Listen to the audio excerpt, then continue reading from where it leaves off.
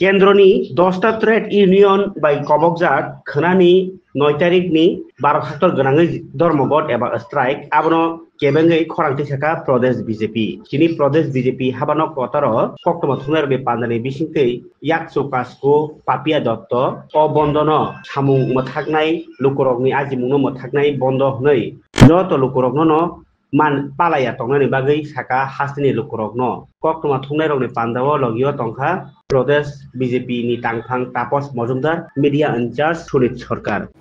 नमस्कार। আজকের এই বিশেষ প্রেস বার্তায় আপনারা যারা এসেছেন আমার দেশ সাংবাদিক ভাই বোনদের আমি ধন্যবাদ জ্ঞাপন করছি।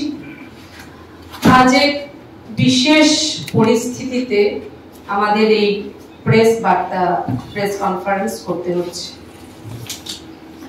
আগামীকাল 9 জুলাই সিপিএম সহ কিছু বিনাশকারী বামপন্থী রাজনৈতিক দলগুলি তাদের চিরাচরিত প্রথায় রাষ্ট্রের ডেভেলপমেন্টের গতিকে স্তব্ধ করে দেওয়ার জন্য, প্রতিহত করার জন্য, রাজ্যের উন্নয়নের যে ধারা সে জায়গা থেকে মানুষের দিশাকে ঘুরিয়ে দেওয়ার জন্য তারা সারা ভারত ব্যাপী তারা ধর্মঘটের আহ্বান করেছে। যদিও এটা আমাদের জন্য হাস্যকর বলতে পারি বা আশ্চর্যজনক একটি ঘটনা, আমরা যদি এ রাজ্যের ইতিহাসও দেখি, লক্ষ্য করি 2018 সাল পর্যন্ত তাদের সরকার ছিল কমিউনিস্টদের।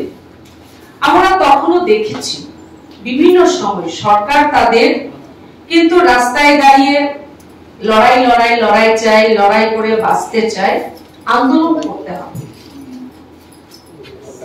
আমি এই জায়গায় দাঁড়িয়ে কয়েকটি বিষয় আমি বলতে চাই যে নিশ্চিতভাবে আজ রাজ্যে অ্যাক্টিভ জায়গায় 8টি ন্যাশনাল হাইওয়ে, আজ রাজ্যে যেখানে শূন্য ছিল সেই জায়গায় 20টির উপর এক্সপ্রেস ট্রেন আজ বাধারঘাট রেল স্টেশন থেকে ভারতবর্ষের বিভিন্ন রাজ্যে ছুটছে।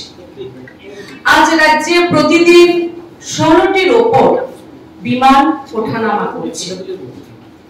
আজ রাজ্যে আমরা যদি বলি ডেন্টাল কলেজের কথা, আজ রাজ্যে আমরা যখন বলি যে সরকার বিনা আন্দোলনে আজ 2018 থেকে 2025 পর্যন্ত আমরা যদি উন্নয়নের ভারতীয় জনতা পার্টির নেতৃত্বাধীন সরকারের ডেভেলপমেন্টের স্কেল এবং স্পিড দেখি, সেখানে প্রত্যেক স্কেল এবং স্পিডে কোন রকম ব্রেক নেই, কোন রকম আন্দোলন নেই, কোন রকম ধর্মঘট আমাদের করতে হয়নি। ভাতার জন্য সামাজিক ভাতা যারা তথাকথিত যারা বলছেন আমরা মেহনতি শ্রমিক কৃষকদের সরকার, আমরা দেখেছি তাদের 25 বছর 35 বছর যারা কৃষকদের কাছ থেকে 1 কেজি ধান ক্রয় করার মতো নীতি পর্যন্ত তারা পলিসি পর্যন্ত নিতে পারেননি, তারা বলেন তারা কৃষকের সরকার ছিলেন। আমাদের অন্নদাতা কৃষকদেরও একটি সম্মান প্রয়োজন। এই ভাবনা, এই চিন্তা, স্বাধীনতা এত বছর 2014 পর্যন্ত কোন রাষ্ট্রপ্রধান যখন কোন নীতি পলিসি নিতে পারলেন না, তারাই আবার বলেন তারা নাকি কৃষকদের জন্য ছিলেন। আমরা দেখেছি যে 2014 সালে ভারতবর্ষের প্রধানমন্ত্রী নরেন্দ্র মোদীজি যখন মা ভারতের দায়িত্ব নিলেন, তখন প্রথম উনি এই দেশের গরিব, সেখানে মহিলা এবং কৃষক কল্যাণে উনি অনেক পলিসি উনি নিয়েছেন। আজ সাবরুমের কৃষক, আজ ধর্মনগরের কৃষক, আজ আগরতলার কৃষক ধান উৎপাদন করে ঘরে বসে থাকেন। ভারতবর্ষের প্রধানমন্ত্রী প্রতি বছর তার অ্যাকাউন্টে 6000 টাকা করে কিষাণ সম্মান নিধির মাধ্যমে প্রদান করেন। আজ আমাদের এই ভারতীয় জনতা পার্টির সরকারই 2018 সালে এই রাজ্যে প্রতিষ্ঠিত হওয়ার পর কৃষকদের কাছ থেকে ধান এমএসপি তে ক্রয় করার মতো সিদ্ধান্ত নিয়েছেন। এই বছর প্রায় 23 টাকার উপর প্রতি কেজিতে ধান ক্রয় করা হয়েছে। এখন পর্যন্ত রাজ্যের কৃষকদের প্রায় 10 লক্ষের উপর ফসল বীমা যোজনায় সুবিধা তারা পেয়েছে, যেখানে 210 টাকা আমাদের সরকার থেকে দেওয়া